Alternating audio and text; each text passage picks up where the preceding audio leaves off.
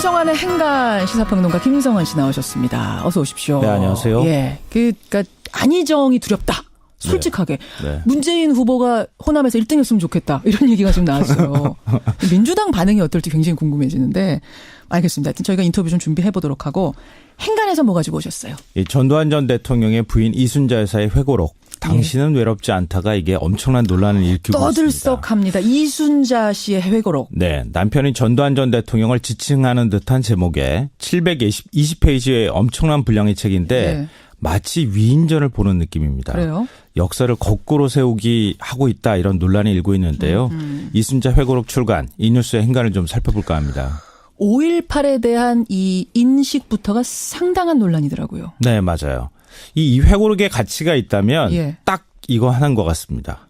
50 쿠데타 세력들이 12.12 쿠데타, 5.18 발포 명령, 예. 6.29 선언에 대해서 어떤 입장을 갖고 있느냐 이거였는데요. 어떻게 변했느냐 이게 궁금했는데. 네, 하나도 변하지 않았다더라. 하나도 변하지 않았다는 건 어떤 걸 봐서 그렇게 생각하세요? 뭐 혹시나 했는데 역시나 했는데요. 이 1996년 군사반란과 뇌물죄 재판에 섰던 남편이 남편을 이제 언급을 하면서 예? 나도 그들처럼 5.18의 피해자라는 동병상련의 마음까지 들었다 이렇게 기술을 잠깐만요. 했고요. 그러니까 전두환 전 대통령을 가리키면서 5.18 피해자다? 네. 자기가 그런 마음까지 들었다 이렇게 지금 얘기를 하고 있는데요. 무슨 말입니까 이게 지금? 당시 재판으로 전 대통령이 학살 명령자라는 누명을 벗게 됐다. 그분은 결코 발포 명령을 내릴 위치에 있지 않았다. 어허. 이런 역사적인 평가와는 정반대 주장을 했고요. 예. 이미 최규하 전 대통령이 신군부 강압에 의해서 퇴진했다는 사실이 만천하에 공개가 돼 있는데 예. 오히려 최 전 대통령이 남편에게 후임이 돼줄 것을 권유했다. 권유했다? 네. 권력 승계가 참으로 명예롭고 평화적으로 진행되었다 이렇게 기술을 했습니다. 우리가 앞에서 지금 호남 경선 얘기 한참 했는데 광주 분들이 지금 라디오 들으시면 이거 문자가 폭발할 것 같은데요. 네. 이순자 회고록 출간, 이 뉴스의 행간, 이면엔 뭐가 숨어 있습니까? 첫 번째 행간은 역사가 30년 전으로 후퇴한 게 틀림없다입니다. 틀림없다. 이 회고록 들면서 보면서 네. 그런 생각하셨어요? 박근혜 최순실 국정농단 사태를 보면서 또 정경련이 구구단체에 자금 지원해서 관제대모 하도록 했다는 사실이 드러나는 걸 보면서 예, 어떤 생각하셨습니까? 유신 시대로 돌아간 거 아니야 이런 얘기 많이 했죠. 예, 맞습니다. 이제는 쿠데타로 짓거나 50 세력까지 회고록을 내서 역사를 지금 뒤집으려고 시도를 하고 있습니다. 그러네요. 이 광주 민중항쟁을 무장 폭동이다. 12.12 쿠데타가 민족을 위한 결단이다. 우리도 5.18 피해자다. 예. 이런 말도 안 되는 강변을 하는 걸 보면서 정말 분노가 치민다는 분들이 굉장히 많습니다. 어떻게 하다가 우리나라가 이런 발언, 물론 발언의 자유에 있습니다만 네. 공개적으로 이렇게 할 수 있는 환경이 됐을까요? 글쎄요. 우리가 진짜 역사가 거꾸로 돌아갔기 때문에 그런 거 아닌가 싶기도 한데요. 아직도 신군부 군합발의 역사가 짓밟히는 느낌. 예. 민주 영령들 앞에 부끄럽다는 생각이 드는 아침입니다. 그러게 말입니다. 경향신문 사설에서 이렇게 논평을 했습니다. 시민들이 듣고 싶은 것은 자기 도취에 빠진 부부의 거짓말이 아니라 진솔한 참회와 진실 고백이다. 그 말 딱 맞네요. 자기 도취에 빠진 부부. 네. 이순자 회고록. 두 번째 행간 뭐죠? 두 번째 행간은 이것은 에드벌런 풍선 띄우기에 불과하다입니다. 풍선 띄우기라니요? 그러니까 이순자 회고록의 회고록은 역사의 퇴행, 50 정당화, 전두환을 위한 변명. 이거 예고편에 불과하다는 생각이 드는데요. 전두환을 위한 변명의 예고편이요? 본편은 다음 달 초에 나옵니다. 뭐가 나옵니까? 전두환 전 대통령이 2,000쪽 분량의 회고록. 이게 또 너무 분량이 많아서 상중하 3권으로 나눠서 출간을 한다고 하는데요. 상중하 3권의 회고록을 전두환 씨가 내요? 네. 그러니까 이순자 씨는 자기가 정치한 것도 아닌데 왜 퍼스트레이드가 먼저 회고록을 냈는지도 모르겠지만 하여튼 그때 전두환 전 대통령의 회고록이 나옵니다. 예. 그런데 이때가 마침 대선 기간 중이잖아요. 그렇죠. 대선이 한창 진행 중일 때 난데없이 전두환 회고록을 출간을 하면 이게 틀림없이 정치적 파문일 게 분명하거든요. 그러네요. 이게 마치 홍수가 났을 때 공장에서 오폐수 방류하듯이 신군부 세력이 우리는 정당했다. 억울하다. 국가를 위한 일이었다. 이런 주장을 쏟아내게 되는데 이런 예민한 시기에 쏟아내는 이유가 자신들의 주장을 역사적 자료로 남겨놓겠다는 의도를 담고 있다 이렇게 볼 수 있습니다. 그렇게 보시는군요. 그 일단이 드러난 발언도 이순자 여사가 했는데요. 어떤 거요? 이 자서전을 출간한 뒤에 한 언론과 인터뷰하지 않았습니까? 예, 했어요. 사후에 국립현충원에 묻힐 자격이 박탈된 일에 대해서 이렇게 얘기를 합니다. 국립묘지에 헌장되는 게 가장 바람직한 일이다. 어허. 안 된다면 화장해서 이북이 보이는 저 최전방 어디에 뿌려달라는 전 대통령 발언을 소개하기도 했습니다. 뭔가 이렇게 뒤집을 시도를 하는 거 아닌가 이렇게 보시는 거군요. 이순자 회고록 논란 마지막 행간은 뭡니까? 마지막 세 번째 행간은 이러다간 최순실 회고록도 나올 판이다. 최순실 회고록도 나올 판이다. 이거 안 나오리라는 보장이 없어요. 그러네요, 진짜 듣고 보니까. 역사를 제대로 평가하지 못하니까, 제대로 청산하지 못하니까 어떤 일이 벌어지고 있습니까? 친일 문인들, 친인 작곡가들, 자기 합리화한 회고록 자서전 줄줄이 출간했잖아요. 그러네요. 이것도 모자라서 50 신군부 세력들까지 회고록 자서전을 출간한다는 거죠.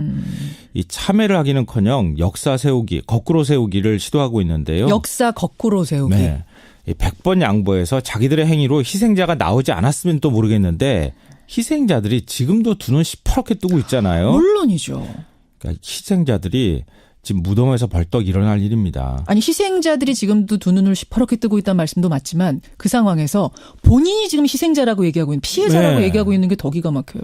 그러니까 왜 서구에서 냉혹할 정도로 부역자들을 처단하고 반세기가 넘도록 끝까지 추적해서 처벌하는지, 우리가 왜 역사에 대해서 냉정하게 평가를 해야 하는지 이순자 씨 회고록이 알려주는 것 같습니다. 3654님은 전두환 사면의 대가가 이렇게 나타나는 겁니까? 하면서 그렇죠. 후회스럽다 이런 문자 주셨네요. 김성환 씨 수고하셨습니다. 네, 고맙습니다.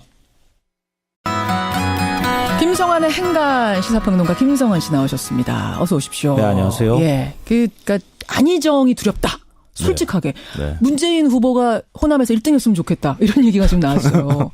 민주당 반응이 어떨지 굉장히 궁금해지는데 알겠습니다. 저희가 인터뷰 좀 준비해 보도록 하고 행간에서 뭐 가지고 오셨어요? 전두환 전 대통령의 부인 이순자 여사의 회고록. 당신은 외롭지 않다가 이게 엄청난 논란을 일으키고 있습니다. 떠들썩합니다. 이순자 씨의 회고록. 네, 남편이 전두환 전 대통령을 지칭하는 듯한 제목에 720페이지의 엄청난 분량의 책인데 마치 위인전을 보는 느낌입니다. 그래요? 역사를 거꾸로 세우기 하고 있다 이런 논란이 일고 있는데요. 이순자 회고록 출간, 이 뉴스의 행간을 좀 살펴볼까 합니다. 5.18에 대한 이 인식부터가 상당한 논란이더라고요. 네, 맞아요. 이 회고록의 가치가 있다면 딱 이거 하나인 것 같습니다. 50 쿠데타 세력들이 12.12 쿠데타, 5.18 발포 명령, 6.29 선언에 대해서 어떤 입장을 갖고 있느냐 이거였는데요. 어떻게 변했느냐 이게 궁금했는데. 네, 하나도 변하지 않았다더라. 하나도 변하지 않았다는 건 어떤 걸 봐서 그렇게 생각하세요? 혹시나 했는데 역시나 했는데요. 이 1996년 군사반란과 뇌물죄 재판에 섰던 남편이 남편을 이제 언급을 하면서 나도 그들처럼 5.18의 피해자라는 동병상련의 마음까지 들었다 이렇게 기술을 잠깐만요. 했고요. 그러니까 전두환 전 대통령을 가리키면서 5.18 피해자다? 네. 자기가 그런 마음까지 들었다 이렇게 지금 얘기를 하고 있는데요. 무슨 말입니까 이게 지금? 당시 재판으로 전 대통령이 학살 명령자라는 누명을 벗게 됐다. 그분은 결코 발포 명령을 내릴 위치에 있지 않았다. 이런 역사적인 평가와는 정반대 주장을 했고요.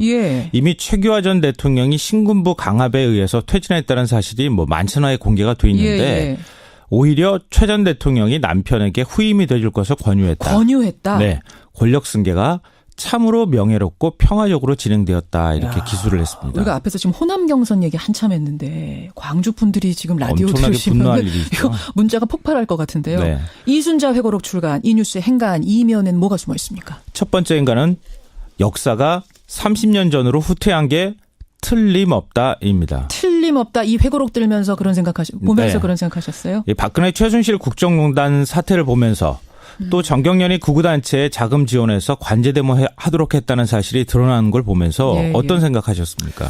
유신 시대로 돌아간 거 아니야 이런 얘기 많이 했죠. 예, 맞습니다. 이제는 쿠데타로 짓거나 50 세력까지 회고록을 내서 역사를 지금 뒤집으려고 시도를 하고 있습니다. 그러네요. 이 광주 민중항쟁을 무장 폭동이다. 12.12 쿠데타가 민족을 위한 결단이다. 우리도 5.18 피해자다. 이런 말도 안 되는 강변을 하는 걸 보면서 정말 분노가 치민다는 분들이 굉장히 많습니다. 어떡하다가 우리나라가 이런 발언, 물론 발언의 자유에 있습니다만 공개적으로 이렇게 할 수 있는 환경이 됐을까요? 글쎄요. 우리가 진짜 역사가 거꾸로 돌아갔기 때문에 그런 거 아닌가 싶기도 한데요. 아직도 신군부 군합발의 역사가 짓밟히는 느낌. 민주 영령들 앞에 부끄럽다는 생각이 드는 아침입니다. 그러게 말입니다. 경향신문 사설에서 이렇게 논평을 했습니다. 시민들이 듣고 싶은 것은 자기 도취에 빠진 부부의 거짓말이 아니라 진솔한 참회와 진실 고백이다. 그 말 딱 맞네요. 자기 도취에 빠진 부부. 네. 이순자 회고록. 두 번째 행간 뭐죠? 두 번째 행간은 이것은 에드벌룬 풍선 띄우기에 불과하다입니다. 풍선 띄우기라니요? 그러니까 이순자 회고록의 회고록은 역사의 퇴행, 50 정당화, 전두환을 위한 변명, 이거 예고편에 불과하다는 생각이 드는데요. 전두환을 위한 변명의 예고편이요? 본편은 다음 달 초에 나옵니다. 뭐가 나옵니까? 전두환 전 대통령이 2000쪽 분량의 회고록, 이게 또 너무 분량이 많아서 상중하 3권으로 나눠서 출간을 한다고 하는데요. 상중하 3권의 회고록을 전두환 씨가 내요? 네. 그러니까 이순자 씨는 자기가 정치한 것도 아닌데 왜 퍼스트레이드가 먼저 회고록을 냈는지도 모르겠지만 하여튼 그때 전두환 전 대통령의 회고록이 나옵니다. 예. 그런데 이때가 마침 대선 기간 중이잖아요. 그렇죠. 대선이 한창 진행 중일 때 난데없이 전두환 회고록을 출간을 하면 이게 틀림없이 정치적 파문일 게 분명하거든요. 그러네요. 이게 마치 홍수가 났을 때 공장에서 오폐수 방류하듯이 신군부 세력이 우리는 정당했다, 억울하다, 국가를 위한 일이었다 이런 주장을 쏟아내게 되는데 이런 예민한 시기에 쏟아내는 이유가 자신들의 주장을 역사적 자료로 남겨놓겠다는 의도를 담고 있다 이렇게 볼 수 있습니다. 그렇게 보시는군요. 그 일단이 드러난 발언도 이순자 여사가 했는데요. 어떤 거요? 이 자서전을 출간한 뒤에 한 언론과 인터뷰하지 않았습니까? 예, 했어요. 사후에 국립현충원에 묻힐 자격이 박탈된 일에 대해서 이렇게 얘기를 합니다.